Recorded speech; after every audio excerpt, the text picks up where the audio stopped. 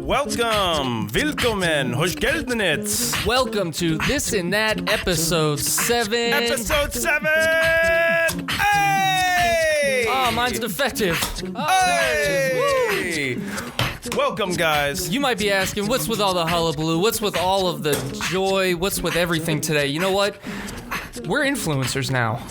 We are making waves across the pond, across the internet here, across the whole globe. We left you with our last episode at 29 subscribers. And as we're coming to you today, well, as we're recording this today, we're sitting at 211 subscribers. What? Thank you so much to everybody who took the chance to like and subscribe from last week. We truly thank you. We're having so much fun doing this, and we're happy to have more people along for the ride. It feels absolutely crazy that many people actually gave us a subscribe, actually clicked the button. So thank you very much. Thank you. It goes to show that being the only podcast that does it for the nookie. Really? See, we told you this was going to happen last week. You were just like, smash that like button. Yeah, Notification squad. Dude, I didn't even think about that. Maybe I don't want that to work. I really don't want it to work. But you know what? In case it does, smash that like button, hit the subscribe button. No, we're done with all that. Thank you for tuning in. Thank you so much, guys. We hope you're enjoying the ride. Because I noticed that like all of our videos have ticked up in views over the last week. So it's like it's not just the most recent one either.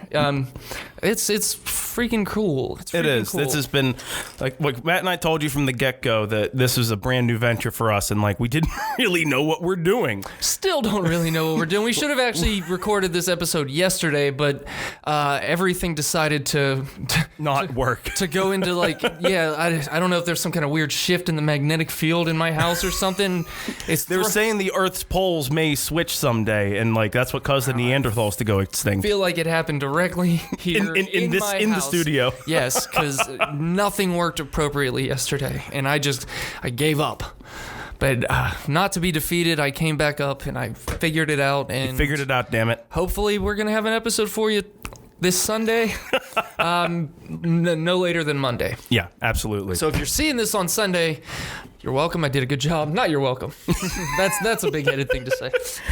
All right. So today's word of the day, Matt. What is the word of the day? Word of the day is very, very appropriate to not only the weather this time of year, but what's been happening with our channel. Okay. So the word of the day is accrual. Accrual. Nice. Not a cruel, but a cruel. Cruel world. You're a mean one. No. Okay. All right. So accrual is a noun, and it means the accumulation or increase of something over time. So sometimes that's meant to talk about like financial gains or something, but it could also be used to talk about subscribers. Could be possibly you. Could be the cheese between your toes. Oh. I mean, you could accrue that over time. That's true. So yeah, accretion, aggregation, accumulation. So that's what accrual means, which I guess we can talk about all the freaking snow we've been getting this year too. Accumulation. We have had I don't even want to say that it's been a bad winter in terms of snow. It's just been kind of all at once. Like just every week it's been a little bit more that's added to what's already on the ground. Yeah, I just stopped shoveling my driveway like last week after we started getting like another dusting every single day. I was just like, this, I'm done. You know, I made you hold a ladder for me the other day so I could climb up the side of my house because one of my gutters is completely encased in ice, and I found out that the entire like actual gutter that goes horizontally was also completely filled with like solid ice. So yeah, when that melts, you're gonna have a bad time. Well, we had I had somebody come out yesterday, like immediately, and take all that ice down off of the pipe and out of that gutter. So hopefully, I don't have to hold any more ladders for you. No. Okay, because he kicked me in the face accidentally. I know it was an accident. He also forgets to mention that I was falling off the ladder and I twisted my ankle on the way down. How was your ankle? It's okay. It hurts It's a little sore, but it's not broken, I don't think. But And my nose isn't at the time, broken, and I thought it was broken. It hurt really bad. My nose and my glasses aren't broken either, so that's good. Yeah, we probably look like a couple amateurs. It's just like I'm glad that my face broke your fall. all the neighbors were looking. It's like, hey, honey, come here, look at this. Look at these two jagoffs. Yeah, I don't think the ladder I used was actually meant to climb that high. I don't think that ladder should be used for anything. No, ladders. I do get kind of wobbly kneed on ladders above a certain height. Which is, I never thought I'd be like somebody that's afraid of heights, but I guess I am. I get that weird like feeling in my stomach, and and my knees get a little weak depending on the situation. But ooh. I don't feel that way if I'm in a building, but if you're on not in a building, if you're on a rickety old ladder that looks like it's older than both of our ages combined, it's about exposure. Yes, it's what is my actual level of exposure to falling here. If I'm inside a building or like on the observation deck of a building, I did that a couple times in New York. I have no problem with that because I'm not afraid of falling off of that building or out of that building. I will say I went up to the top of the Empire State Building last time I went to New York, and it was still a little. I still have a thing about like, for me, it's like I have a thing about elevators. Like when you're in a really, really tall elevator, I always have that fear in the back of my mind that all of a sudden, like, this is the time, like the one time, the freak accident that the cable snaps and like all of a sudden, you start dropping down. Yeah, man. Ever since seeing that Mythbusters episode, because I used to think, oh yeah, you just jump right before it hits the ground and you'll mitigate the impact and the force. How do you know when it's gonna hit the ground? You have no idea when it's gonna hit. Oh, I'm gonna fool physics. You have to be an elevator reader, a mind reader, but. They proved that, I mean, even if you were to jump at the last second, it doesn't do anything. No, because you're still moving at that velocity. Yes. It's like if you're on a plane, it's like if you jump in a plane, you don't fly to the back of the plane. Yeah. You know, you're moving at the same velocity. Yeah, so you're pretty much f***ed. Yeah, but I mean, elevators, I guess when I think about it, yeah, that's a scary thought, but I don't get that thought like whenever I enter an elevator. Typically, it's ironic because it's always in the back of my mind, and I've worked in like hotels for like more than a decade, so I typically get on elevators every single day. I was gonna say, you don't take the stairs? No. I mean, I face my fear. You brave soul.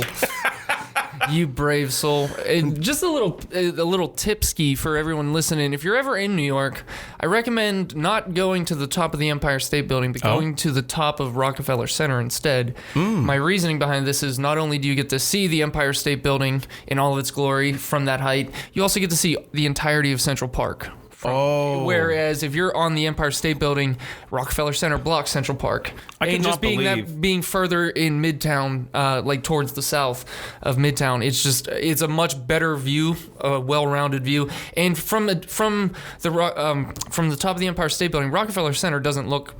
It's kind of a nondescript building. You see the little GE and everything, but it's like it doesn't look like the Empire State Building does. Rockefeller Center, that's like 30 Rock. Yeah. Oh, okay, like that's that same building. Yes, yeah. If you go to the top of that, I think it's a much cooler experience all the way around. But just above everything else, the view is much better because, like I said, you can see the entirety of Central Park, its entire expanse, and you can't see that from the Empire State Building. So, depending on what you want to see, I think the view from Rockefeller Center is far superior. Plus, you could meet Liz Lemon. I guess so. I mean, if you want to live in that imagination world, I do. Okay, so we should get to some current events. Yes, we got a lot of news today's edition of News and That. That's what it sounds like. Okay, we're back. All right. So first of all, we got an update from last week. We were talking about the really exciting Perseverance rover heading to Mars. Yeah. And it has officially touched down. It has indeed. On the surface of Mars, a successful landing by NASA once again. I am so excited to start seeing all of like the new video and data that comes from this thing. I'm excited for that too, but I have to admit, we watched it together, and there has still not been any actual footage of its touchdown. NASA is still plugging all that 3D graphic imaging. Yeah, it's going to take a minute because it's 300 30 million miles Well, no, away. they're already getting photos and stuff from Perseverance. I saw there was a new color photo that they came out of, like they took off the caption, like you can see, like, you know, the red Martian. From what I understand, though, is there's not actually going to be live video footage of it. I thought there was gonna be. I've done a lot of research in the last 24, 48 hours, and NASA is still blasting all that graphic stuff. Well, they did a live replay of that today.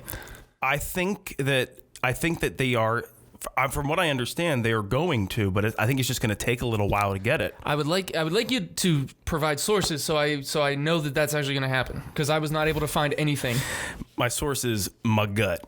Well, as big as it is, sometimes it has to be wrong, I think. Yeah. All right. Well, once again, NASA's website says nothing about footage coming, and I'm gonna go by NASA's website above all the other news sources that I read that are just. Yeah, it's probably pretty reliable. I think so. Okay. I hope I'm wrong. I really hope I'm wrong, because I want to see that footage. Mm-hmm. That's the only thing that's been letting me down about the whole thing, is that I haven't been able to see the actual rocket, the Perseverance rocket out of its little carrier. And I'm waiting for like a flat earther to come on and be like, "There's no footage because the whole thing's fake." I'm sure there's already a million of those assholes, idiots, whatever you want to call them out there. I have no respect for any of you. I have no respect for any of you, and if any of you are part of this 211, unsubscribe right now. If there are any flat earthers lurking around this community, get the fuck out. I saw somebody one time that said, like, the Flat Earth Society has constituents all over the globe. I was like, wait. Yeah, they're all. There was a really popular flat Earth documentary that came out maybe a year or two ago, and in the documentary, there's this guy using this lasers pointers to like prove that they're in. He proves himself wrong time and time again, like constantly. Because it's science. It's science, and when you repeat it, you get the same results, like the Earth being round. Yeah, man. What a world that we live in. What a world we live in. All right. Anyway, so. Great stuff about NASA. We're going to hear more about the Perseverance rover, hopefully. Successful mission. Congratulations, right. NASA. Now, this is the big story. I don't want to break your heart now, but Kim and Kanye are getting a divorce. I don't know how my heart feels about that, but I can tell you it's not broken. You're not gonna lose sleep over this? Not a wink.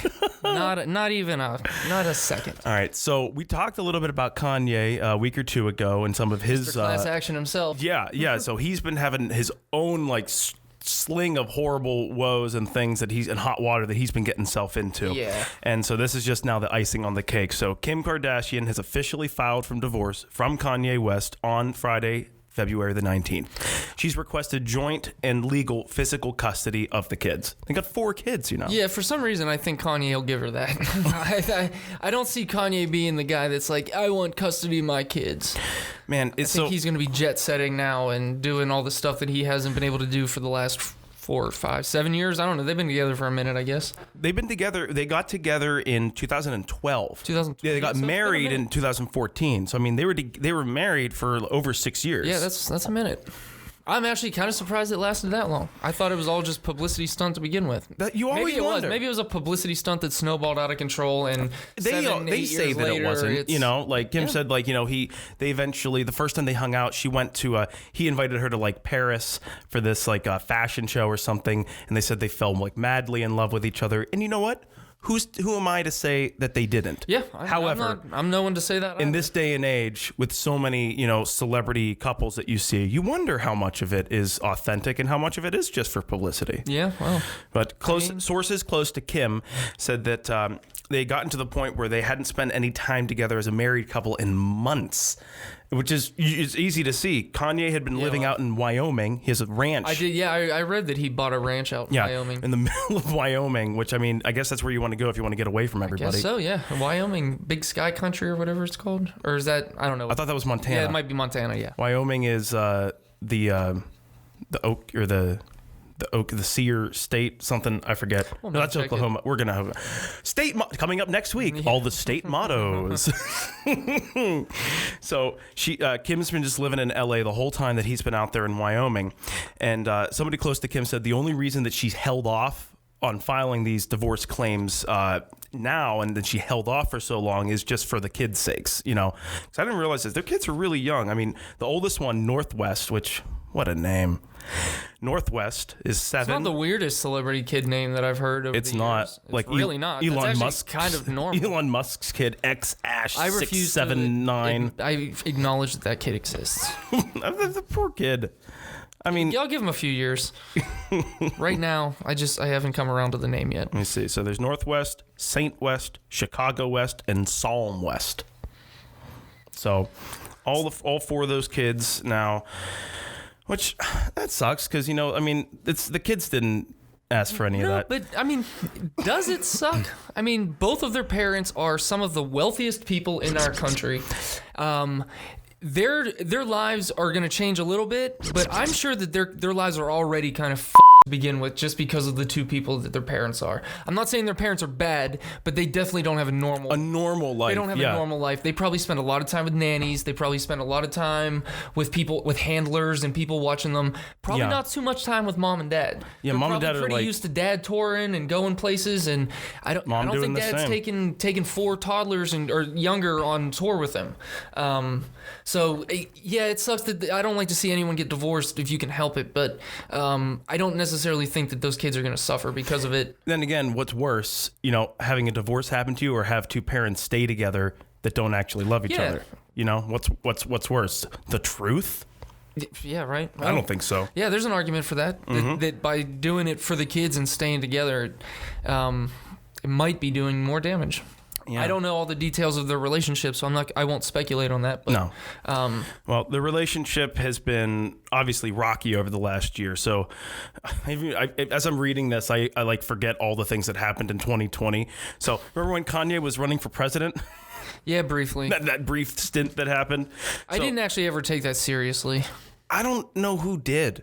Some people did. Yeah, I'm sure some people did. But so when he ran for president unsuccessfully, he started sharing all sorts of really deeply personal information about his family, including Kim, and including like he had this whole series of like really mean tweets about her and her family and stuff, saying stuff that like he didn't respect her because like she wanted to get an abortion at one point or something like that. Like all this really crazy stuff. Yeah, Kanye did kind of jumped into that religious pool for a minute, and oh my god, somebody made a supercut of his last Rogan appearance where it's like 3 or 4 minutes of just literally just clips of him saying God, Jesus Christ, God. I saw that. God. I saw that. Like maybe some one random word is like shoes or something like that. But it's like a 3-minute cut of just him saying the word God from one podcast. It's crazy. Well, he has bipolar disorder. Yeah, and I don't think he's actually getting treated for it. Yeah, I mean, it doesn't seem like it. I know people with bipolar disorder, and I was at one time treated because they thought I had it. It's like, it's a serious disorder that you need to like stay on top of. You need to really stay on top. And there's definitely varying levels, and everyone experiences it differently. Mm-hmm. There are some people that like, you know, they don't have those really manic episodes. They're just like, their bipolar looks like them not even be able to get out of bed for days at a time. I can't imagine going through a manic episode and having millions of dollars or being a billionaire or whatever, however much money he has now. Which Kanye said in the past that like he's stopped looking at his bipolar as a disability and he calls it like a superpower, you know. I hope that he's taking medication for his superpower, because feeling like your bipolar is a superpower can be empowering, but it can also be your downfall. I'm all for, if you think you're a superhero and you don't need medication because it's a superpower and there's nothing wrong with you, that's some gray area that you're starting to tiptoe into that could be real bad for you and everyone around you. Seriously, I'm all for like relabeling, you know, mental issues and whatnot to help give people empowering themselves and whatnot. But like you said, you have to match that with what we know about medicine. Yeah, you can be empowered by it, but you also have to educate yourself as to what's actually going on, how you can control it and keep it in check, and how you can progress your life forward without letting it control you. Yeah. Like you said, I'm all about people taking power back from it and everything, as long as they're actually taking care of the issue at the core of it. I remember I saw a really, made me smile post where it was this guy's brother who has Down syndrome got applied for and got his first job, and he was so proud of himself, and his brother with Down syndrome said, I got downs, but downs don't got me. And I was just like, fuck yeah, you go, man. There's a lot of companies out there that like hire mentally disabled people and give them jobs and stuff. Awesome. Yeah, heck yeah. So after Kanye made all those crazy tweets insulting everybody, Kim actually spoke out about it, and she pled for compassion and empathy in a rare statement about Kanye's bipolar disorder. She offered support for her husband, adding, "Those who are close to Kanye know his heart and understand his words sometimes do not align with his intentions." So here's how I feel about that. One, we talk about mental issues a lot on here and how they're not brought to the forefront of the conversation generally, and how there needs to be more of a conversation about it. And I think that was in the moment, that was great that she was able to, be the bigger person in that sense. But having a mental disorder doesn't give you a pass for being an asshole. No, it does I think that's the crux of what I'm saying here. And knowing that you have it, like I said, is the onus, the responsibility is, I think, on the person, if they are aware of it, to, like I said, get the help that they need. 100%. So, I mean, it's no different from somebody with like a smoking or a drinking problem, if it starts affecting other people, that's not an excuse. Yeah. It's a reason, but it's not an excuse. Nope. I made excuses for my drinking for years. And me too. It wasn't until I just realized that, you got a fucking problem, dude. You got a real big problem on your hands, and if you don't do something about it, your life is it's going to be this shitty, and it's not going to be long. Mm-hmm. It's been 4 years, over 4 years now, and thankfully I wouldn't be here probably if I hadn't stopped. That's awesome.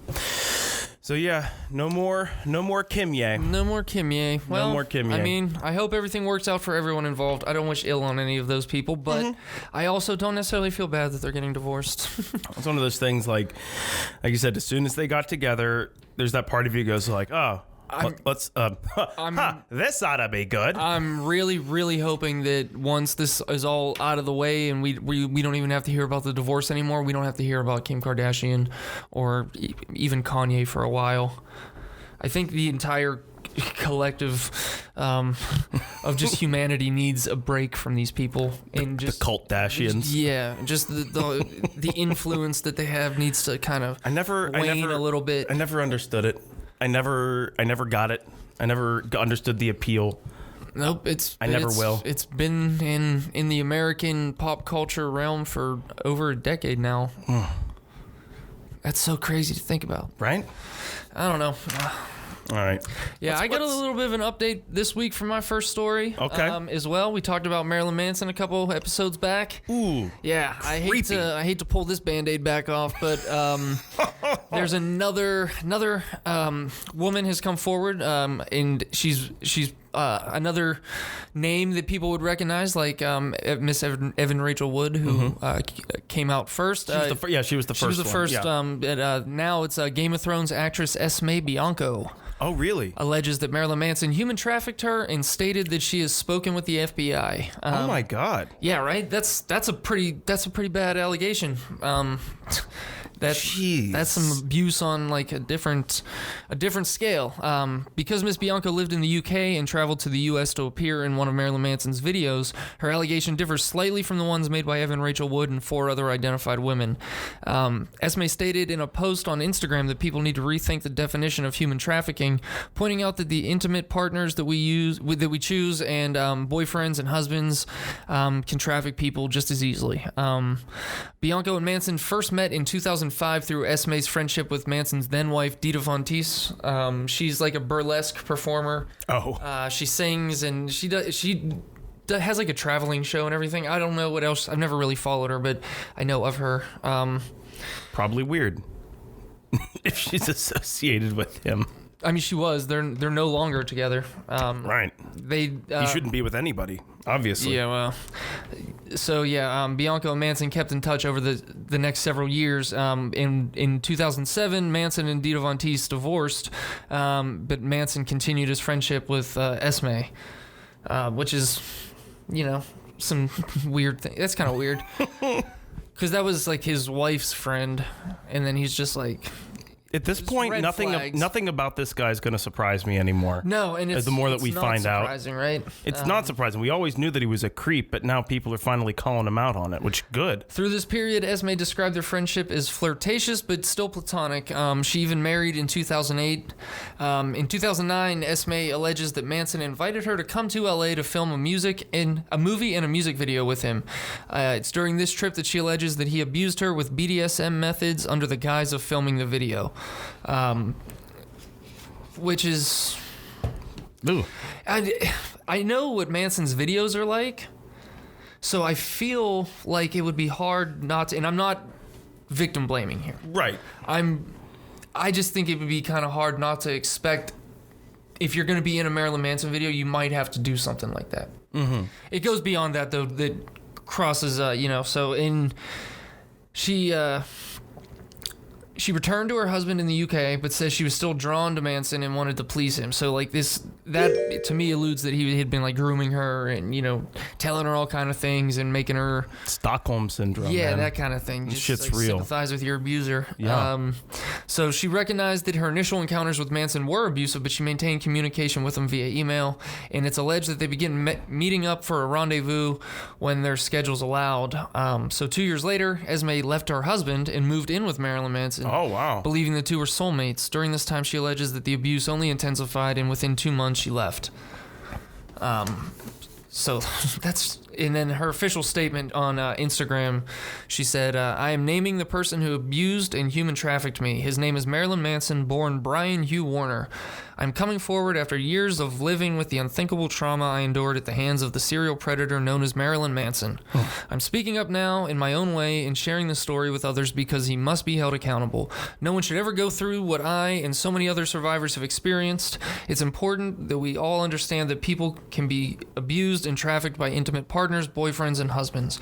We must address the misconceptions around human trafficking because it can happen to anyone like it happened to me. Wow. Yeah, and then she in an interview with ABC News revealed that she had spoken to the FBI. So Marilyn Manson's troubles might be getting worse. Just starting. Yeah, just starting, getting worse before they get better. And you know what? I don't feel bad for him. It sounds like he's been planting a lot of seeds that are coming to roost. Wait, I combined two different things. Yeah.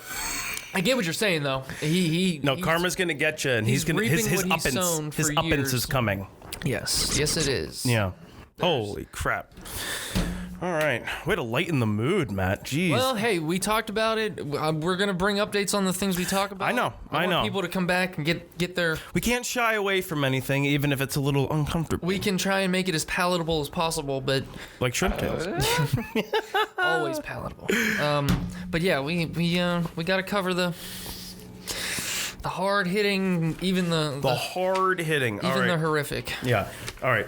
I want to lighten things up here. This is really exciting news here. I'm so happy about this. All right. So, Comedy Central gives license back to Dave Chappelle. Yes, and I saw this. Pays him millions. Yes, I saw this. He's finally getting the money that he was owed from Chappelle Show. Do you remember? Did you watch that little? If it's like 17 minutes long, a couple months back, whenever he was on stage in front of people and he was talking about his deal with Netflix, and how he was asking them. It was really cool to see that Netflix came through for him. I'm happy because you can see originally whenever this happened, I thought it was going to be like, all right, Netflix is going to pull Chappelle Show and then we'll never hear from it again because they're a big greedy business. Yeah, I kind of expected the same thing. No, they took the time though. It was awesome. So let me see here. So it was on. It was on his last Austin tour. He gave an insight into what led Netflix to pulling the show. So his conflict with Comedy Central, they requested that they pay him for any contract relevant to Chappelle's show, and then clarified it. He said, I asked you to stop watching the show, and thank God Almighty for you, you did. You made the show worthless, because without your eyes, it's nothing. And when you stopped watching it, they called me. So... great tactic. I mean, and that just goes to, I think part of the credit goes to Dave for being able to articulate the situation so thoroughly and so accurately that people were able to see that it was like he really was getting a raw deal. Yeah. He put his heart and his soul and all those hours and years of work into that show, which almost gave him a mental breakdown. Literally, yeah, so much so that it almost gave him a mental breakdown. He walked away from it, and because of that, they were able to screw him. But it's nice to see that he's getting that back, and he's getting paid for that. So, it's exactly what he said. Dave Chappelle said, people think I made a lot of money from Chappelle's show. When I left that show, I never got paid. They didn't have to pay me because I signed a contract. But is that right? Is what he says. I found out that these people were streaming my work. They never had to ask me. They never had to tell me. Perfectly legal because he signed the contract. But is it right? You know? And I think that's so many times you'll see it's like, well, the contract says, okay, yeah, but are you a human being? Do you have empathy or compassion? Right. I guess not. Yeah, the contracts are always you get a contract with somebody, and that's whenever the line usually starts blurring between friendships and businesses. Yes, contracts for sure. get in the way of a lot of things. Seriously, a lot of friendships. Well, I was happy though. Chappelle thanked Ted Sarandos, he's the co-CEO of Netflix, for having the courage to take the show off of its platform at a financial detriment to the company. Which I don't know how much Netflix was hurting, but just because he asked them to. And Viacom CBS's Chris McCarthy also received a thank you for making the past right by finishing the contract.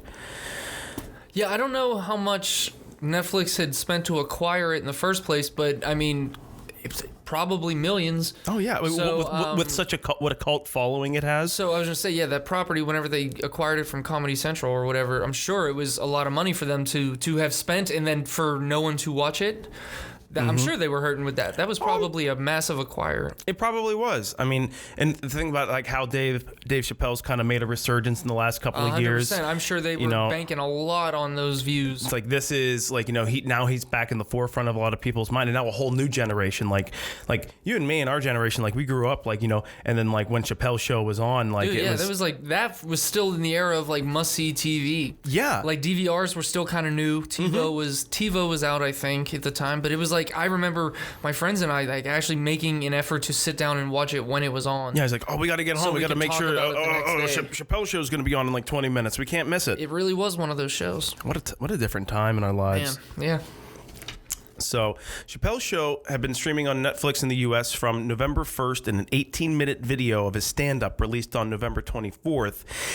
Dave Chappelle talked about the terrible contract that he signed at the outset of Chappelle's show, which ran from 2003 to 2006 on Comedy Central. He was such a young kid. I'll call him a kid whenever Chappelle's show came on. I think he was in his 20s, his early 20s or so. Oh, yeah. He was still coming off of the, his fame from, doing, Half-Baked and all those other silly, stoner movies, He couldn't have known exactly what was going to happen with that show and exactly what all the contracts meant and everything. He had an awesome part in Robin Hood Men in Tights. Yeah. My favorite is, what is it, 21 cigarettes? 21 cigarettes. Yeah, I don't know. It's a massive stacked cast of people. Okay. He plays a cab driver. It all takes place on New Year's Eve. You would recognize all of the faces in the movie. This sounds familiar. It's maybe it's called Coffee and Cigarettes or something. Huh. Coffee and Coffee and Cigarettes is the Jarmusch film, I think. I don't know, man. Yeah. What were you saying about speculation earlier? I'm not speculating on anything. I'm just trying to. There's two movies with similar titles. Harvey Danger was this. Never mind. Anyway, I'll Matt check it. We'll Matt check it. All right. So good for Dave Chappelle. He after he left the series back in I think it was 2006 after signing a $50 million contract to show ahead of the show's third season, citing the stress of making the show and his growing frustration with the material in his sketches. So, if the dude hadn't left the show, he probably would have really had a breakdown from the stress and everything. We talked about that too before with Britney Spears. What does that do to a person when they're at that young of an age and they rise to such a level of stardom? What does that do to your brain? Yeah, because your brain at that point starts learning all of the new things that anyone would learn at those age at a much different. You're operating at a different pace than everyone else. Yeah. You're being pulled into a million directions. Your expectations of you are so much higher. So your brain has to learn how to do all of the other things that we have to learn how to do while also being forced to perform. It's tough. Yeah. It's tough. I think a lot of people don't give as much credit to how tough that is. With our newfound 200 subscribers here, we're much like DJ Khaled. We're also suffering from success. Yeah, man. I have never spent so much time staring at my phone than I have this week. And just watching refresh. that number slowly crawl up. Refresh. And it's so satisfying. It is. It's so much fun to know that we're not just screaming into the void. It still feels like we're screaming into the void, but it sounds like people are actually listening. They're listening to the void. It sounds like it feels like somebody's actually receiving our messages in the void. It's very ground control to Major Matt. This is it's cool. It's a cool feeling. Hell yeah. I didn't quite expect 200 subscribers so quickly though. Neither did I. But I'm glad you guys are here. And I hope you don't go anywhere. Stay tuned. Stay tuned. Actually, stay tuned because I think in the next episode, if everything goes according to plan, a little sneak peek, we're going to be doing the Death Nut Challenge. Oh, no, Death Nut Challenge 2.0. 2.0. Sorry. 2.0. 2.0. It's got 2.0. It's got the Death Nut with 13 million Scoville units. So tune in next week to see Matt and I sweating and crying and probably coughing. Everything right now, signs are pointing to them being delivered this Wednesday. Yes. And hopefully. I'm excited, but I'm also not excited. I'm very excited. I've been wanting to do either the Death Nut or the Hot Chip for a minute, and I think the Death Nut's a good place to start. Well, I like it because there's 5 different levels that you move through. It starts off with kind of hot, and then it gets into you have to chew them for 15 seconds, I think, and then you have to wait a minute. You have to wait a minute before you move on to the next one. So that's gonna. And to complete the challenge, we can't drink anything, right? No.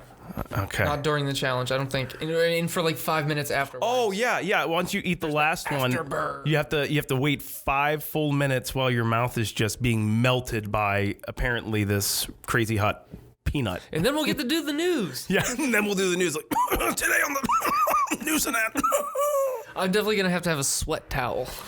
I'm probably gonna need a You guys get to watch me perspire next week. Lucky yins. I'm probably gonna wear. I'll probably wear a headband actually when we do it. Yeah, maybe I'll wear a headband too. We get up and do some calisthenics or something. I do sweat. I will sweat. I have a high tolerance for the heat in my mouth. I don't mind the burning so much, but I sweat the whole time. Oh, I know. There's no faking that. No, I'm gonna be. My forehead's gonna be drenched. I'll probably be crying. And I got some of the biggest dumbass eyebrows I've ever seen, and sweat just accrues in my eyebrows, and it's constant pulling sweat. It's not that. Well, they're big as fuck. They're not like Eugene Levy. I didn't say level. They were Eugene Levy, but for my face, they're big as fuck. From Eugene Levy to Tom Holland, I think you're probably leaning more towards Eugene, but you're not all the way up there. I got pretty bushy brows myself. No. No? I've always Yours thought I had completely normal to me. Really? To me. Wow. But I've always thought that I had a prominent brow.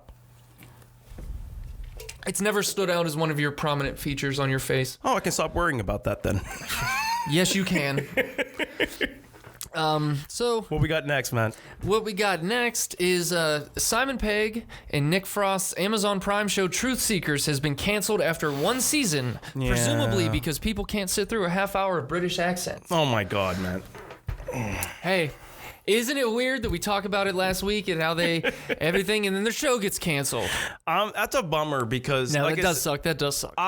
Here's the thing. I didn't watch that show. I saw the trailers for it and it looked fun and cheeky, but maybe a little they were kind of laying the premise on too heavy because I love them as a duo. I've loved almost all of their movies that they've done. So I can't. Yeah, that's a bummer. Co-creator and co-star Nick Frost confirmed the cancellation on Instagram. The 8-part comedy, which follows a group of amateur paranormal investigators, premiered on Amazon Prime Video in October. So it's fresh. It's not even been over a year or anything. I still remember seeing the previews for it coming out. I didn't see a single preview for it. Made by Simon Pegg and Nick Frost production company Stolen Pictures. The show was written by the Shaun of the Dead stars alongside Nat Saunders and James Serafinowicz. The show primarily focused on broadband installers Gus, who was played by Frost, and Elton, who was played by Samson Kayo. The episodes followed the duo as they filmed ghost sightings across the UK, sharing their adventures on an online channel for all to see. So it does seem like it actually sounds exactly like the premise for the reality show Ghost Hunters. I think they were kind of like spoofing that a little bit. Yeah, it sounds like they may have been, because in the show The Ghost Hunters, they played... Well, they didn't play. They were supposedly being themselves. They worked for Roto-Rooter. And at the beginning of every episode, they would show them in their Roto-Rooter costumes and doing, like, plumbing. What? And they would get a call about a ghost, and they would just leave the job site in the middle. It's like, a lady's just like, guys, you're going to fix my toilet. They're like, sorry, really? we have a poltergeist. That's how they set it up? I'm being hyperbolic a little bit. Okay. But yes, I'm not joking about the fact that, yes, in the intro to the show, they show them in the Roto-Rooter van, and then at the beginning of every episode, they are in their Roto-Rooter outfits doing plumbing work at somebody's house, and they get a phone call from one of their teammates saying, we got a ghost, and then they leave. I'm not joking about that. That is every episode. That's so... At least in the early episodes, like the early seasons of that show, it ran for like 10 years or something like that. Did it? Yeah. And it wasn't a bad show. For being a ghost hunting show, they were the ones that actually tried to disprove things. They weren't walking around saying, oh, that was a ghost.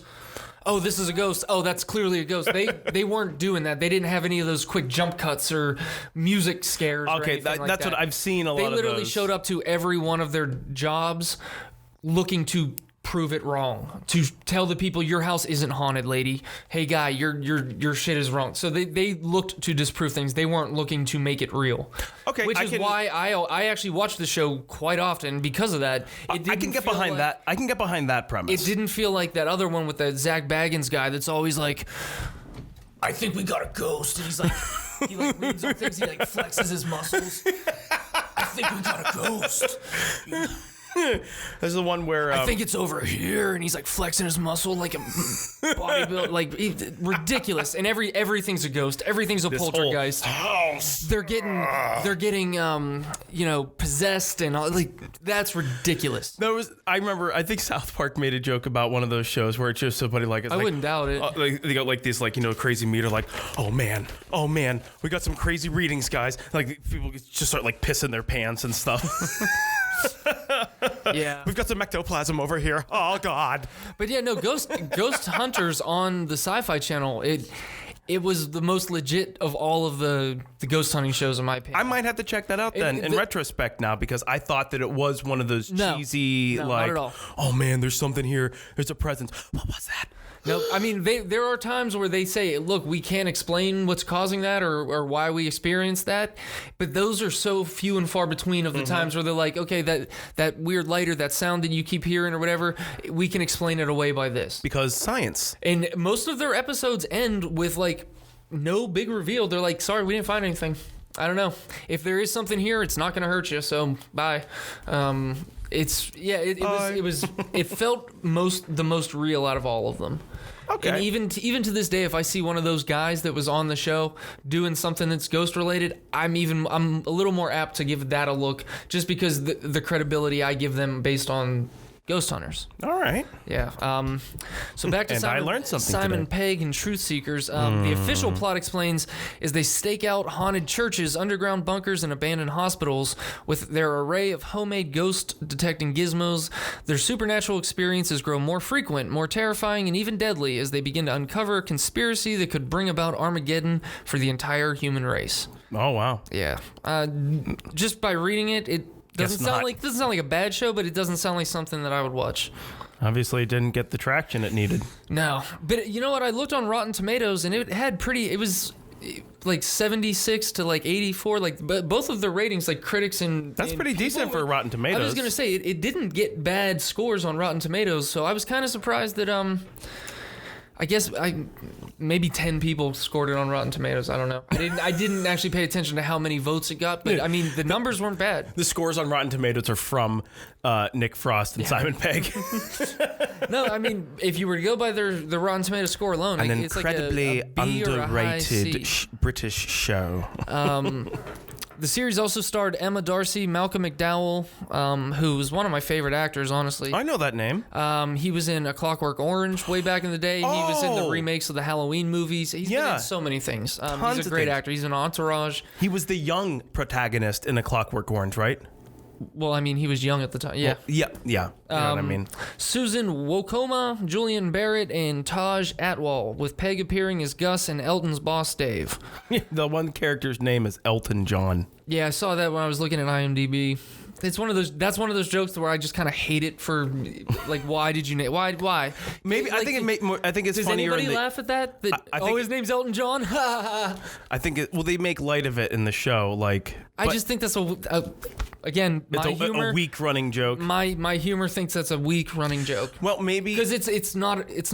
Well, maybe because Elton's British, and because it's a British show, it has different I'm connotations. gonna go out on a limb and say British people are smarter than that pandering nonsense.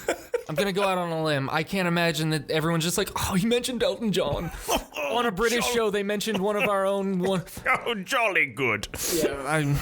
Jolly good show. I don't know about all that, but fans of the show voted it on to the best new TV sitcom shortlist. It appeared alongside fellow nominees King Gary, Mandy, Meet the Richardsons, The Duchess, and the ultimate winner of the thing, a show called Staged. I haven't heard of any of those. I've heard of Staged and Meet the Richardsons. I have not seen any of them.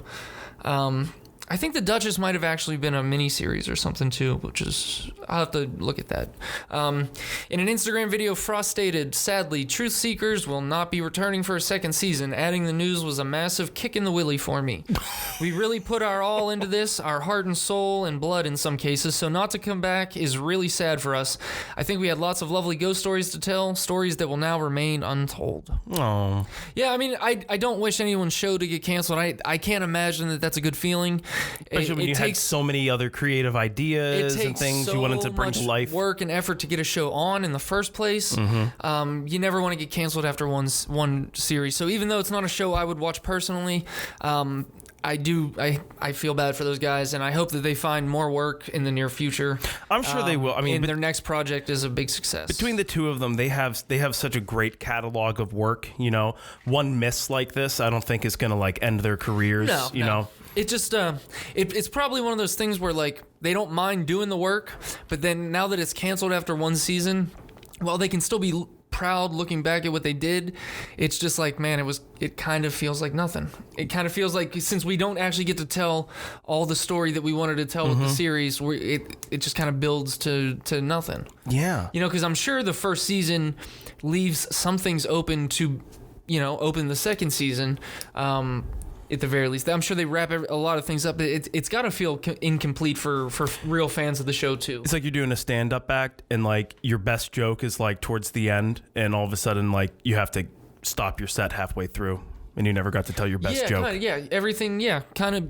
Your act as a stand-up, you want to build to that finale. You want to get everyone on your side and build them up with you, and then it's good. Analogy. Deflating. It's got to be very deflating. Man, bummer. Yeah, All right, so that's Nick, Simon, I wish you guys best of luck on your next project. I hope it goes better for you. I'm still a big fan. Always will be. That's that story. All right. So good luck, guys. All right. So we've been talking about a couple of serious things today. Now this one is pretty big. Okay. All right. So the the companies Mars, Nestle, and Hershey are facing child slavery lawsuits in the U.S. Holy crap. That is not good, guys. What are you doing? Now, before this story broke, you've heard things over the years. I've heard things about Nestle for years. We were kind of shitting on Nestle in Yeah. either the last episode or the one before it. I think it was like 2 weeks ago we were talking about Nestle. They move into like underdeveloped countries, like steal their water sources and then try and like sell it back to them because if I water is a commodity, not a human right, according to them. Yeah, if the things I was reading about this were correct, like some of these suits, or this main thing is stemming from like the treatment of kids in the Ivory Coast. Ivory Coast, and then I think also in Mali as well. So yeah, the chocolate companies are among the defendants named in a lawsuit brought by the former child workers themselves from the Ivory Coast, Côte d'Ivoire. So they're former child workers. So they got out. Yeah. So there were 8 children who claimed they were used as slave labor on cocoa plantations in the Ivory Coast.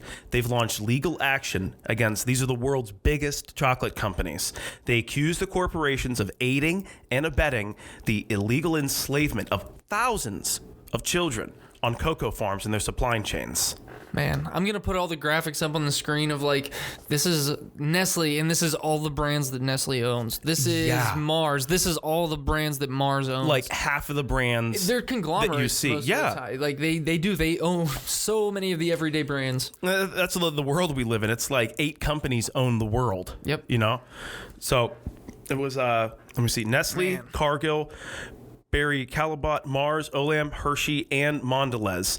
They've all been named as defendants in a lawsuit filed in D.C. by the human rights firm International Rights Advocates, the IRA. The other IRA. The other one. The good IRA. The one you... Well, I was just saying the one you want to deal with, but you probably don't want to deal with them either. Oh, wait, no, I'm thinking of the IRS.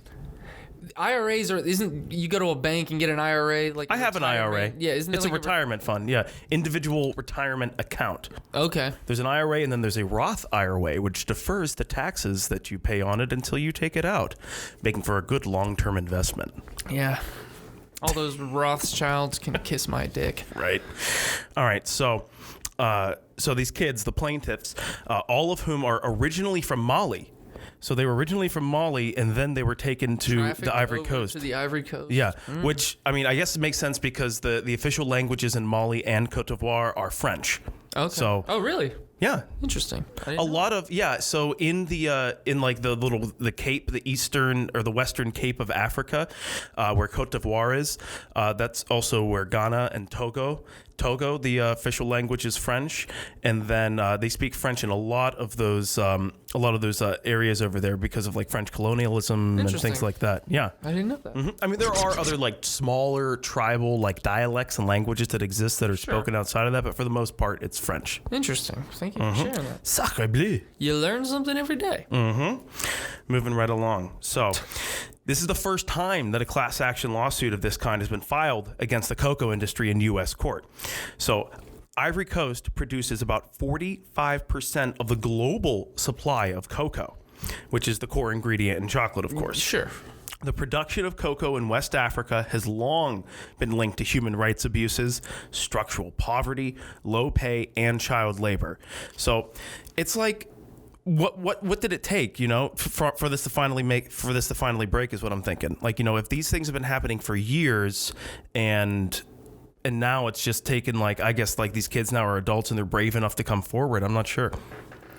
In the back of my head, it's like, yeah, this is the first time that something like this has come into a U.S. court, so there's no precedent for it, which leads me to believe that knowing U.S. courts, they're probably going to side with the corporations, and hopefully I'm wrong on that, but it doesn't seem like the kids are going to have much of an opportunity to really get any kind of justice. They might get some kind of settlement. God, I hope they do. But it doesn't seem like these companies are really ever going to have to pay for this just because of the way Americans, the legal system here just, makes even our politicians everything. Laws are set to make corporations more money. Money buys laws. I mean, that's just, and anybody who doesn't agree with that is so far in denial or part of the problem that their head is so far upside their ass that they haven't seen sunlight in a week.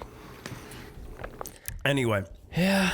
All right, so let's see. So one of the central allegations of the lawsuit is that the defendants, despite not owning the cocoa farms in question, knowingly profited from the illegal work of children.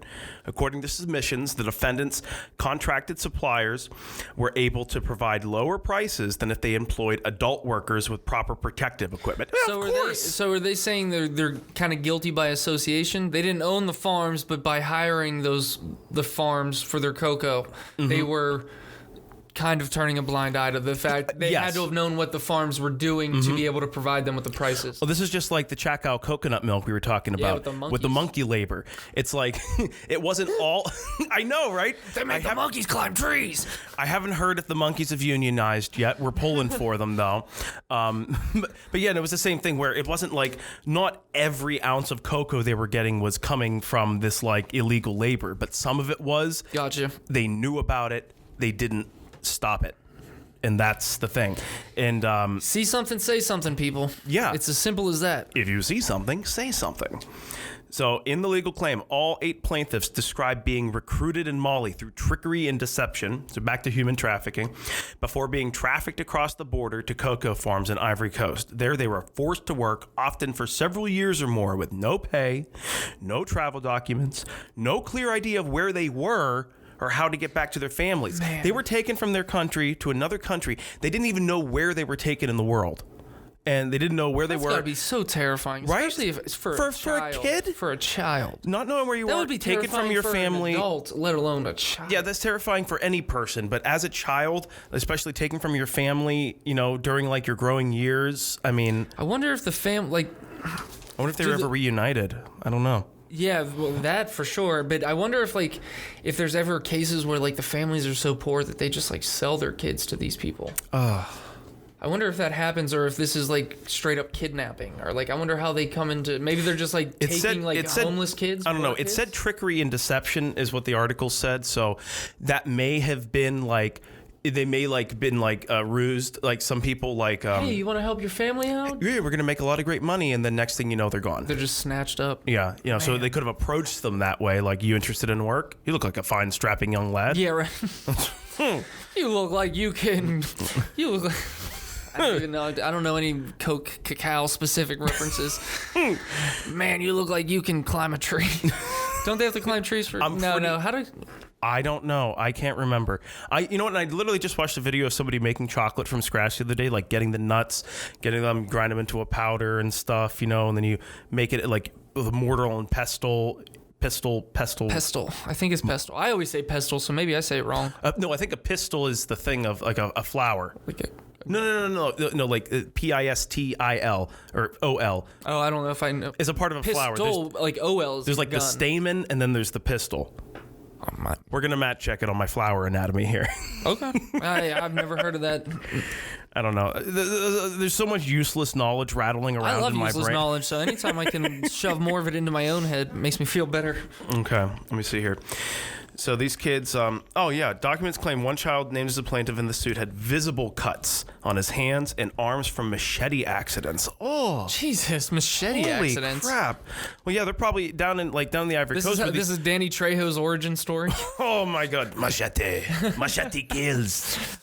One of these kids just like he's been working slave labor on a cacao plantation for his entire life. He finally breaks free with nothing but a machete, and he goes back and he rights the wrongs and he gets rid of his decimating Nestle's upper management, like corporate ladder.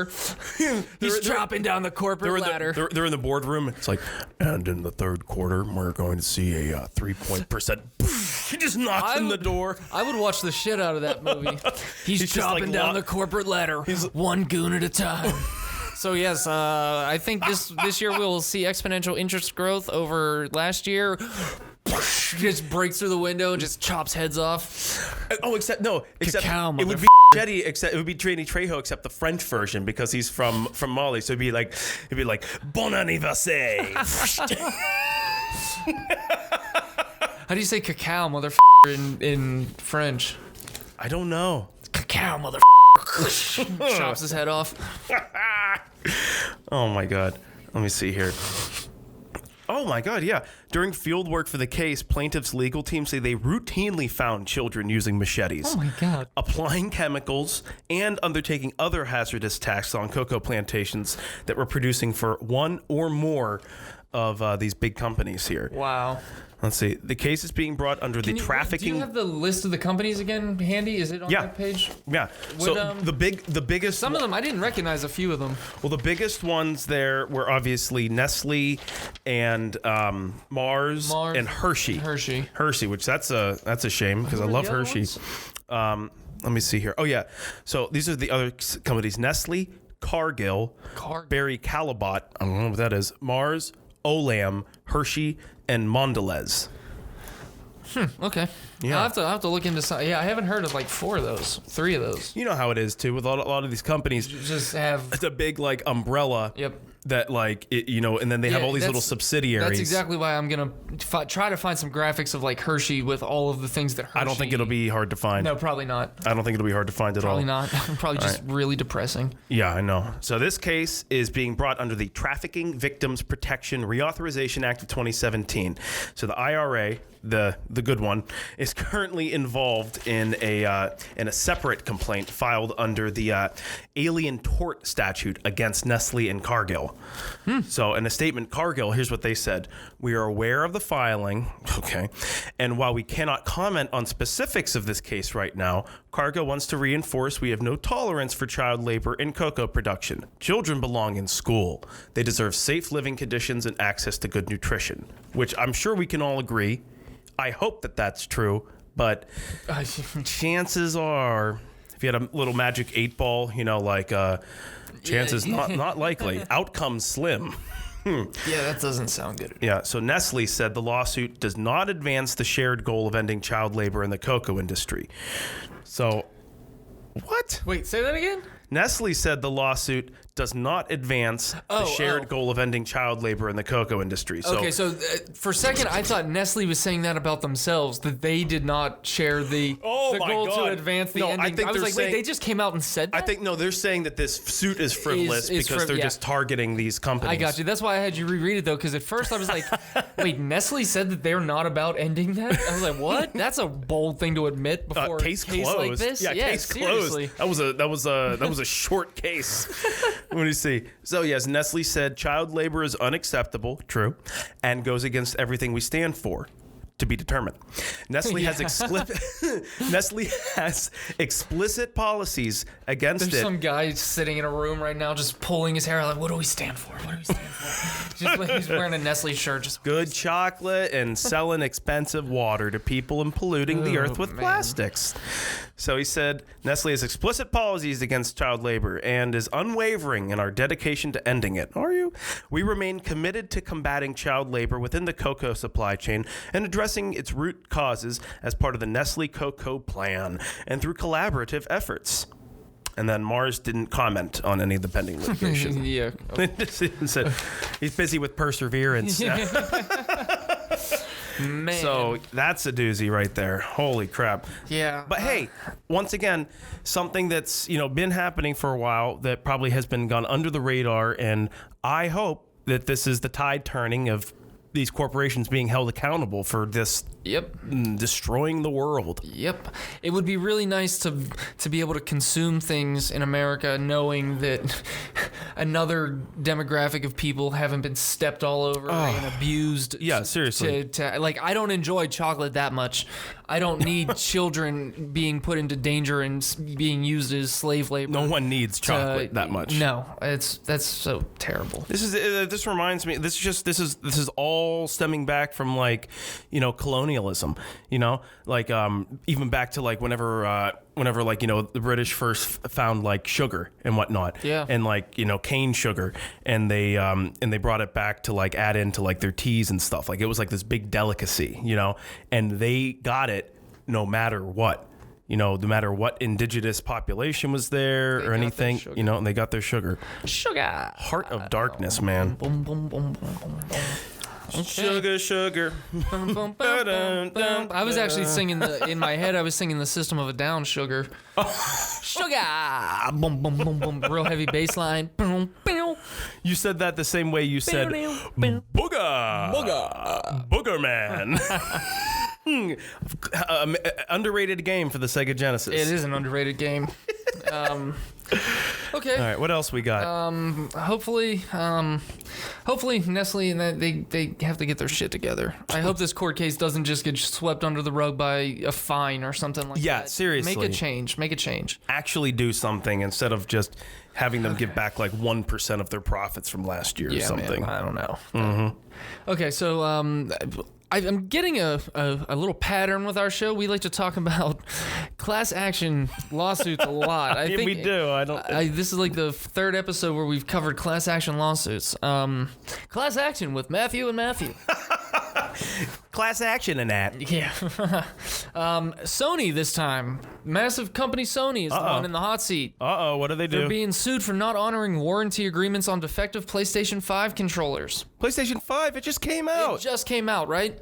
They made defective controllers? That's what the class action lawsuit alleges. The lawsuit was filed over Sony's reported failure to honor warranty agreements on PlayStation 5 controllers with obvious drift defects. So, from what I understand, the drift defects is like you're holding the controller, you're not pressing any of the buttons, but your character or what is still on screen moving around. The Nintendo Switch has had issues with drift as well with the Joy-Con controllers, except they've actually addressed it. And if you had an issue, they would replace your controller for you. Yeah, apparently Sony has not been doing that. The complaint has been filed in the Southern District of New York on February 12th. The Japanese conglomerate is accused of violating consumer fraud statutes and breaching warranty agreements related to the PS5 DualSense wireless controllers, which the suit alleges have an obvious drift defect that allows the characters to drift across the screen even when a user isn't moving the controller's joystick. Lamarck Turner, the lead plaintiff listed in the complaint, claims that he immediately experienced a drift issue with the controller after he took his PS5 home with him in early February. He contacted customer service, but it was reported that he was left with some lame advice about troubleshooting the defective controller and not much help in any other way. Turner eventually went out and out of his own pocket purchased a brand new DualSense controller for $70, $69.99 retail value. Which is, I think, how much. Maybe the PS4 controllers are $60, but they're expensive. I know they started getting up there. Like even the Switch ones, I think, were like coming up to like $40, $50 or something. They're expensive. Turner eventually went and bought the new one, and a few days after his less than helpful interaction with Sony. So he said that he had been aware of the drift defect prior to purchasing his PS5. If he had been aware of it, he wouldn't have bought it. He would have went for a different console, or he would have paid substantially less for it. Which PS5s were so hard to get. I'm assuming they still are. I haven't tried in a month or two. My buddy Austin in Sweden, he just sent me a picture. He just got his PS5. Yeah, I mean, I remember what the struggle was like waiting for updated release and shit. It was a nightmare. So people were buying them all up to scalp to. So finally, yeah. All of those people. If you're that, I told you my neighbor got a text from somebody. It was right around Christmas. It was just like, it's like, I know this guy. He's got a PS5. He said he'll sell it to me for $700. I'm like, what? Yeah, that. That's insane. It's like no better than the people who were buying up toilet paper at the beginning of the pandemic. Yeah, like, anybody who did that to stockpile and resell it. Resellers are pieces of shit. You. Yeah, I just can't imagine paying all that money, finally getting a PlayStation, and then it's just defective right out of the box. It's not even like I wonder what the reason is. They know that's not going to be good press for them. Like, is it because like the supply is still short? They literally don't have the controllers or something. They haven't given a reason. The suit also alleges that Sony had to have known how widespread the drift issue was, particularly given online consumer complaints made by consumers directly to it and through its own pre-release testing. Yeah, online. Everything's online now. Yep. And you know who's online? Gamers. Yep. And the people who game enough to buy these systems. Customers. Guess what? If something's wrong, you're going to hear about it. Yep. Don't piss off gamers or Redditors. This defect significantly interferes with gameplay and thus compromises the DualSense controller's core functionality, the complaint says. Yeah, controlling the game. Yeah, seriously. And the games aren't cheap either, so it's like they're like all the way around $60 for the games now. You have a big investment into this, and for them to just blow off these massive issues.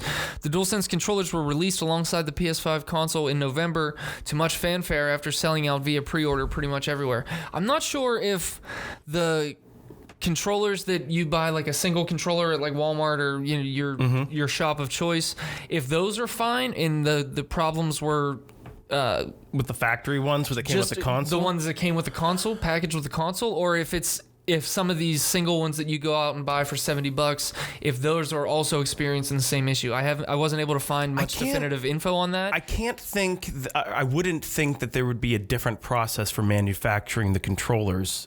I wasn't able to confirm it, but it seems like there was something about the production run of controllers that went out with the consoles. The original ones with the consoles, they were maybe, you know what it was? Maybe they were trying to get them out, like, we got to move these units, and they didn't. I don't know. Quality assurance went to the wayside. I don't know, but yeah, they're definitely getting a lot of backlash and a lot of critiques online because of this. So the lawsuit calls for Sony to launch a recall or free replacement program in order to replace the faulty controllers for all class members, and also calls for damage patents.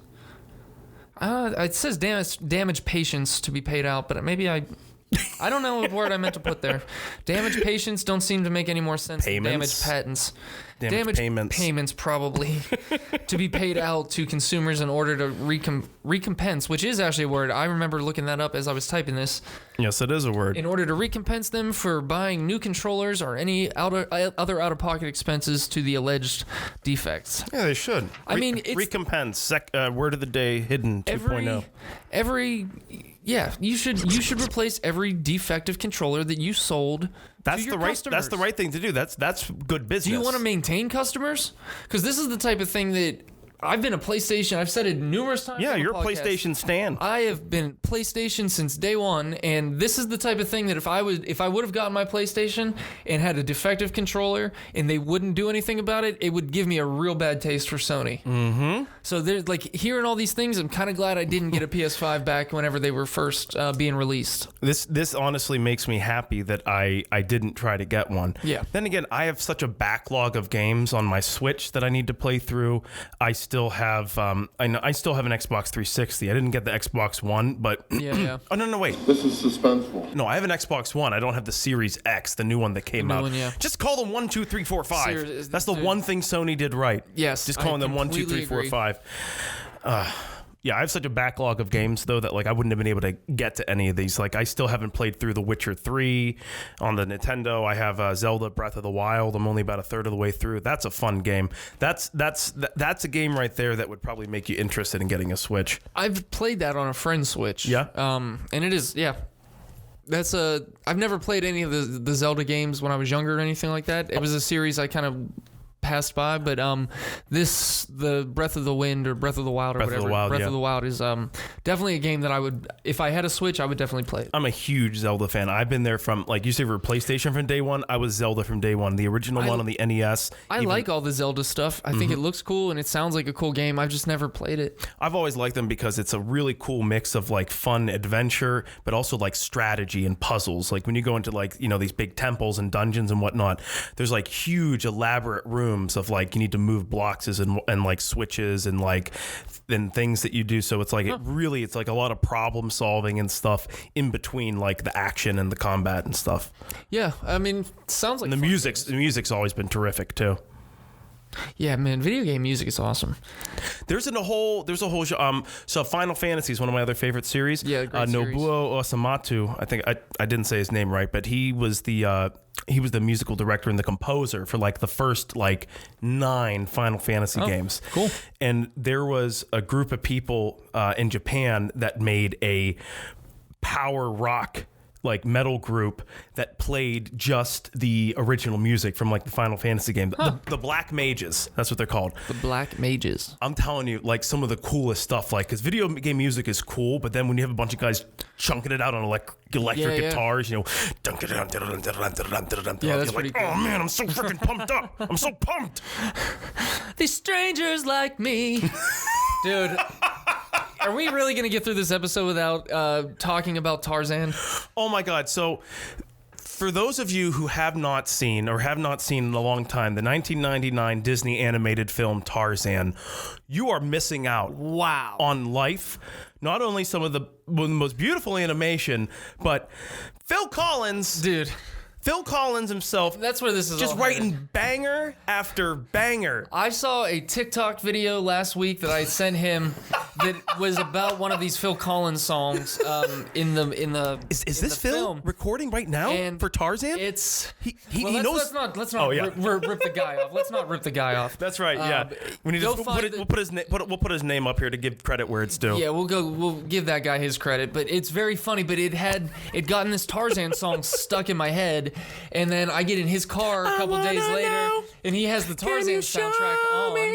And so the other day, he and I actually, we were just like watching YouTube videos and discussing just like the podcast. And it was like, you want to watch a movie? We're just like, were you watch Tarzan? It's like, well, obviously that's what's going to happen now. And God damn it, what a much better, I'd never seen it. That was like one of the Disney ones that I'd never seen. A classic. What a great movie. Such a great classic Disney movie. The whole tropes, the villain, the all the goofy friends. The rich aristocrats at the end just deciding to live in the jungle.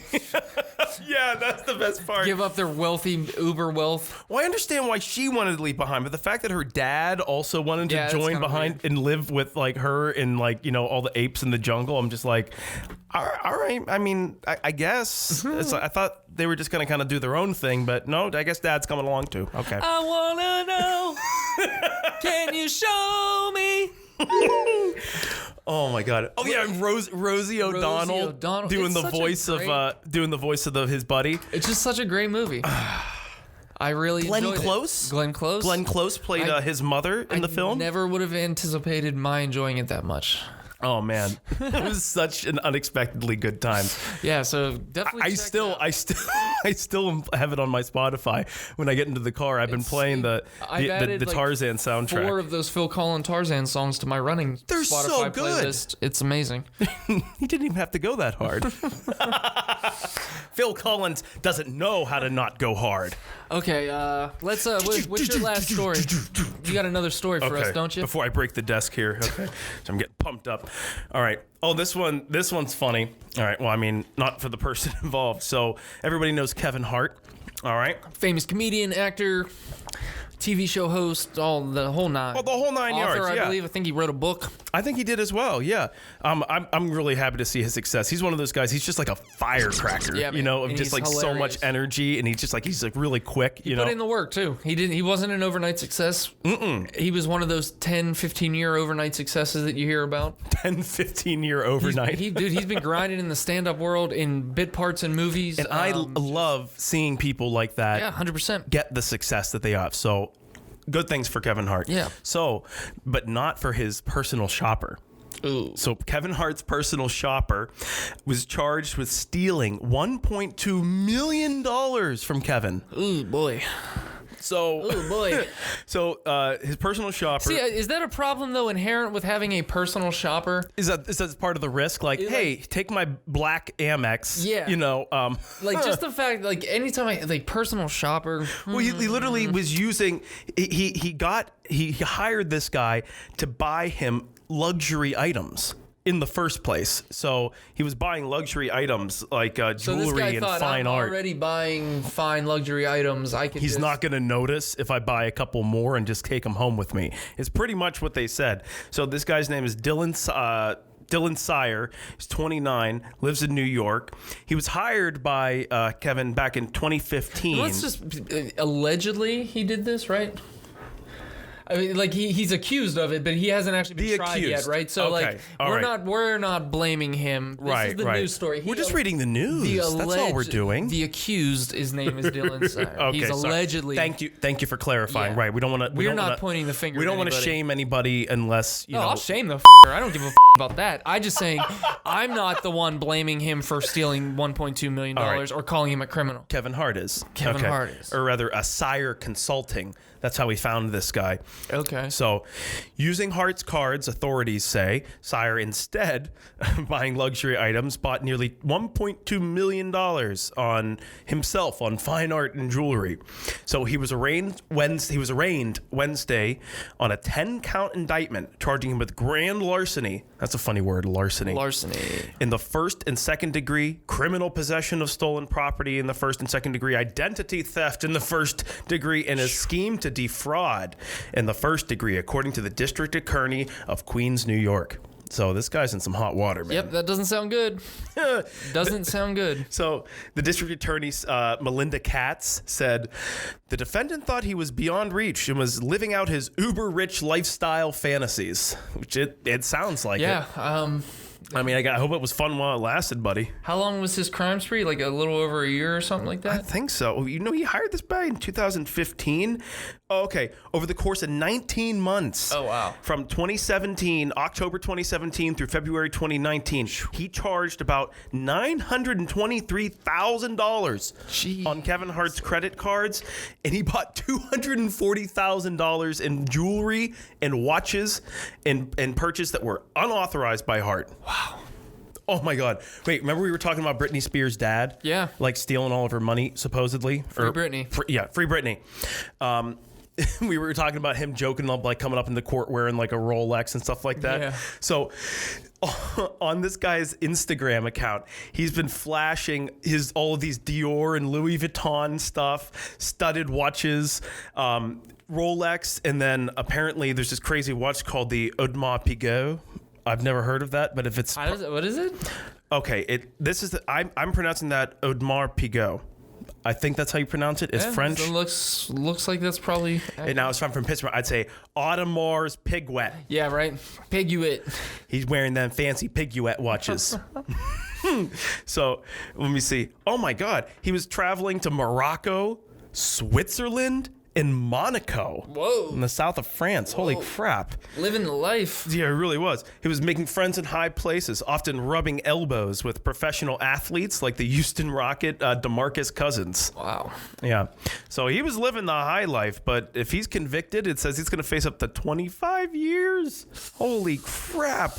In addition to criminal charges. That is a long time. Oh, yeah. Not only in the criminal charges, but in New York, he's facing an asset forfeiture up to the amount that he allegedly stole, which is over $1 million. I wonder if he has that much money right now. Probably not. I mean, because he never had the money. No, he never did. It was all Kevin's money.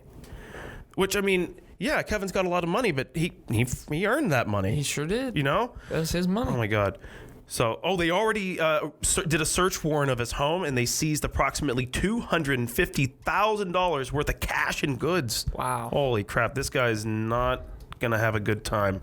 He's currently being held at the Taylor prison in the Bronx. His next hearing is scheduled for this coming Wednesday.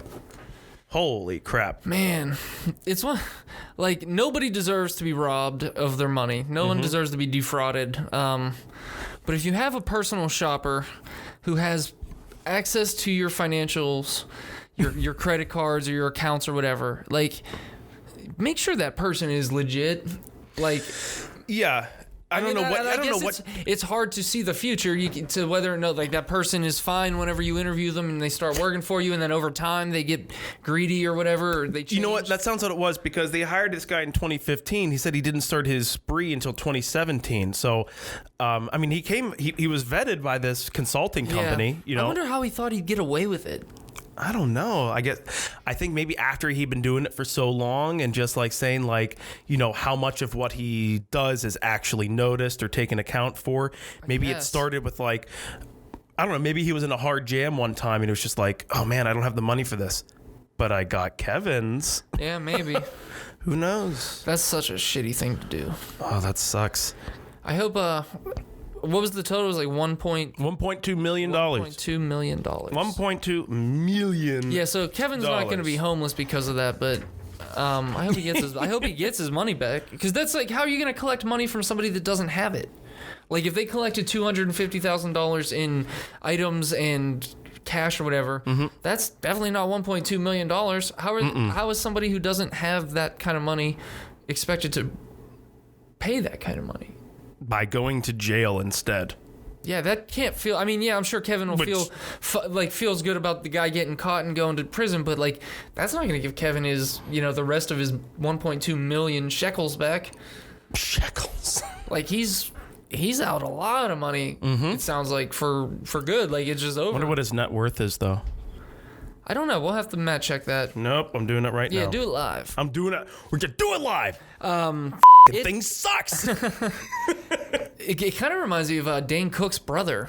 That was like a famous story a couple years. Dane Cook's brother robbed him. Really? Of basically everything. Maybe it was a stepbrother or brother. Just literally jacked all of his money, and Dane Cook had to start over completely. As of 2021, Kevin Hart's net worth is estimated to be roughly $200 million. Yeah, I'm surprised he even gave a shit about the 1.2 million. Damn. It's like ass wipe money. Seriously, yeah. He's like, oh, okay. That's like a month's rent payment for him. Like in like the scene in Dumb and Dumber where they're in the bed watching the movie and they're just like they're just like tears just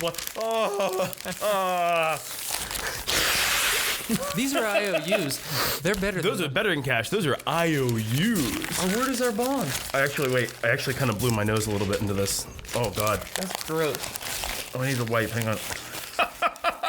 I was drooling water out of my mouth. You're snotting all over the place. This episode is breaking down quickly.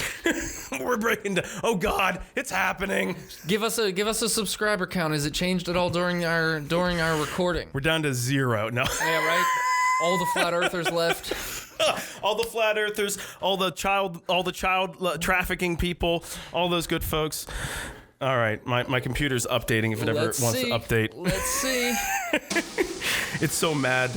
Hey, we went up 3 subscribers during the video. Yes, thank you to you 3 in particular. Thank you so much, guys. 214, hey. Oh man, I'm the waiting. Fun's just beginning. I'm waiting for the moment where it just like stops. I've been waiting for it since we put up the last Sunday, video. yeah. Like, we usually get like a couple.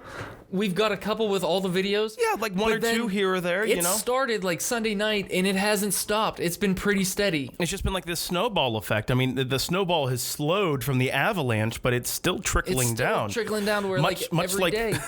Unlike Reaganomics, this is actually trickling down.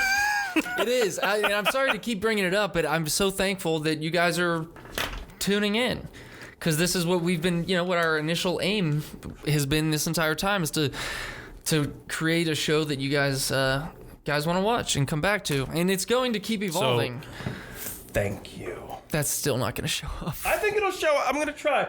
It might show up. If it doesn't show up, I'm just going to cover it up with a big graphic anyway, probably. I know. Matt controls the editing, and he does a swell job with it. So I can put a nice thank you up there on the screen instead of some chicken scratch on a notebook. I just show up with the word of the day sometimes. I'm really looking forward to the heat challenges. Dude, we're going to be doing a lot of those, because I've learned about a lot of actual legit heat challenge. Like there's the world's hottest chocolate bar, the world's hottest gummy bears. We saw the LA Beast doing the chocolate bars. I want to do the sour pickleball things. The sour pickleball, that looks, I've never done like a sour challenge before. I was going to say sour challenges. I would like to try some sour challenges because I like sour candy. I used to like sour candy. That's like my go-to, like Warheads. Yeah, like the Warheads. Like, you get these like... I would love to try some sour challenges. We're going to do sour challenges. We're going to do some heat challenges. And we've been looking around some places around the Pittsburgh area. We're going to try and do, at least I know, I definitely am down for doing a food challenge. Yeah, I need to find the right one. We need to channel our spirit animal. Wings, I could probably do a wing challenge. Mr. Randy Santel, we're going to need to channel him when we go down for these food challenges. How you doing today, Randy? You should see me with chopsticks. Cool. It's good to hear. All right. Awesome. Really good to hear. I hope I've been really enjoying your videos lately. You've been putting up a lot of great content very regularly. It really has. Check out Randy's channel. Yes, sir. We're hoping to get him on the show at some point. If you know Randy Santel personally, please reach out and tell him that he is our champion. Yes. He is our inaugural champion, which leads me to the next thing. We are going to be inducting somebody else. I think we've come to the agreement on who it is, right? I think we have agreed on who our next inductee is. We're not going to ruin it right now. No, but know it's coming. Coming up on a future episode. Very, very soon. We're trying to the first when we inducted Randy, things were a little, it was brand new. We didn't really know what we were doing. Still don't. We're gonna make this next. Yeah, exactly. We still don't, but we've gleaned a little bit of skill over the last 7 episodes. To where I think we can make the induction ceremony a little bit more. A little grander, a little bit more well-rounded. And now that you guys know what it is, we don't have to take the time to explain it, which took up a bunch of time in the first one. It took some of Randy's flame away, which I feel bad about in hindsight. But going forward, it's going to be just all about the person we're inducting, and I'm going to be hopefully today or tomorrow, getting this editing done, and then I'm gonna make the little balsa wood bust of the person, so we can start enshrine them forever in glory in the Hall of Champions. We can get Randy some company up there, so he's not holding down the fort as himself. Starting to mess but he's my been doing a stomach bang up. up job. He has been. He's been doing a great job back there. Thank you, Randy. Thank you, Randy. Thank you. Let's keep it going. Yeah, I don't know. Fun stuff coming up, guys. Fun stuff coming up. Oh, yeah. We have a lot of ideas and a lot of things that we want to do, and it's one of those things where right now it's trying to get our skill set and our skills up to our ideas. You know, it's like you have the vision, you know, and it's like we have the tools to accomplish it, but we've just never used those tools before. Yes, so and we don't want to put out an inferior, you know, we don't want to quality content is what we're all about here. We're not gonna slap. We have some standards. Yeah, we have some standards. So don't be fooled. Yeah, don't be fooled by the rocks that we got. We're still two Matthews with you. Speak for yourself, no. Oh God, I love rhyming. Yeah.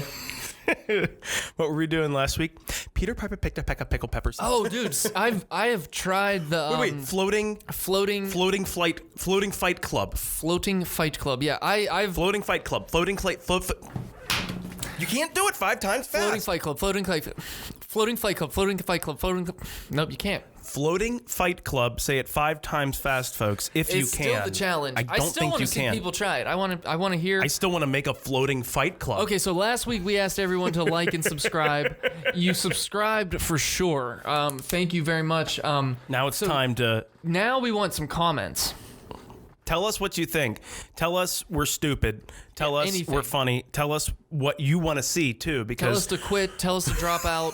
I don't care what it is, but if you do decide to comment, I would like to know how the tongue twister thing, if you can do it. Yeah. Better yet, if somebody wants to record themselves trying to do it, that would be amazing. Tag this and that. Tag this and that podcast on it. That's a lot to ask, but I would love to watch those videos. Absolutely. Floating Fight Club. And if anybody successfully does it, we'll try and figure out a way to post the video of them. Yeah, we can like if it's on Instagram in particular, we can just we can figure out a way to share that. Yeah, check out this and that on Instagram. We're on Facebook. I made a Twitter this past week. I haven't done anything. I think I posted about the last episode when we uploaded it, but I've never used Twitter ever, so it's not a habit thing. I've never been a Twitter guy, really. I'll try to get better at it. I read a lot of other people's tweets that pop up in conversation and stuff, you know, but I never do it myself. But maybe we should start now that we, you know, now that we're world famous. Yeah, right. We're influencers now, for Christ's sake. We got an audience. It actually feels like we got an audience. Yeah, this is great. And we can't thank you enough for joining us on episode 7. Hopefully, you'll join us for episode 8 and all of future episodes. Tell your friends, tell your family. Thank you so much, guys. Week. Like and subscribe. I'm Matthew Yarbrough. I'm Matthew Bright. This has been This and That. Thank you guys for watching.